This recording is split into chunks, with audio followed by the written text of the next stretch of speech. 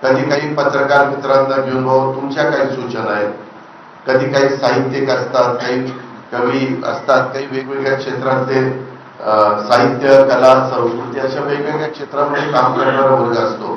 त्या पद्धतीनं आपल्या इथल्या इमारती काही मला आता दाखवत होते. जिल्हा परिषदेची इमारत झाली ना, जिल्हा परिषद झाली, कलेक्टर ऑफिस चालू आहे. आता जे काही चालू आहे त्याचं पण एलिव्हेशन, त्याचं साईड एलिव्हेशन ते कसं चांगलं नाही.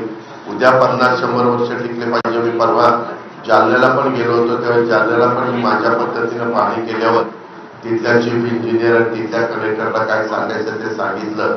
आता कालच चंद्रशेखर बावनकुळे यांनी सांगितलं की कलेक्टरनी दर आठवड्याला काही गावांना व्हिजिट दिलीच पाहिजे, तहसीलदारांनी दर आठवड्याला, प्रांतांनी दर आठवड्याला काही गावांना व्हिजिट 1 दिवसाला दिलीच पाहिजे. ज्या काही आता 100 दिवसाचा कार्यक्रम मुख्यमंत्र्यांनी दिलेला आहे त्या कार्यक्रमाची जी रूपरेषा आहे त्या पद्धतीनं काम चाललंय का नाही, कुठं काम थांबलेलं आहे, का थांबलेलं आहे, काय अडचण आहे.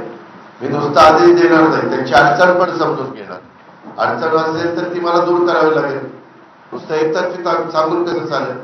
पोलिसांना इन्फ्रास्ट्रक्चर आहे का, गाड्या आहेत का, पोलीस स्टेशन आहे का, वेपन आहे का, त्यांना जेवढा स्टाफ लागतो तेवढा स्टाफ आहे का, तीच गोष्ट रेव्हेन्यू डिपार्टमेंटला, तीच गोष्ट फॉरेस्ट असेल, तीच गोष्ट पाण्याच्या योजना. आता आपल्या शहरामध्ये इथं पण निवेदन दिली. येताना योगेश पण मला गाडीत सांगत होता, विक्रमवाणी आमचा सतीश पण सांगत होता. काल कॅबिनेटच्या वेळेस धनंजयने पण सांगितलं की दादा इथं 32-36 कोटी रुपये बिल थकलंय आणि पाणी धरणामध्ये पण बीडकरांना प्यायला पाणी नाही का, तर लाईटचं बिल भरलं नाही.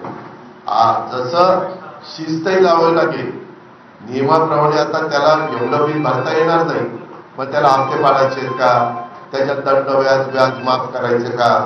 मी त्याच्याबद्दल कालच एक मीटिंग लोकेश चंद्र आबा शुक्ला सचिव आहेत, लोकेश चंद्र महावितरणचे CMD आहेत, त्यांच्याबरोबर घेतलेली होती.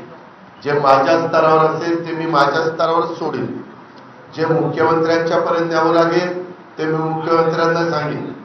हे सांगताना लोकप्रतिनिधींना पण विश्वासात घेईल.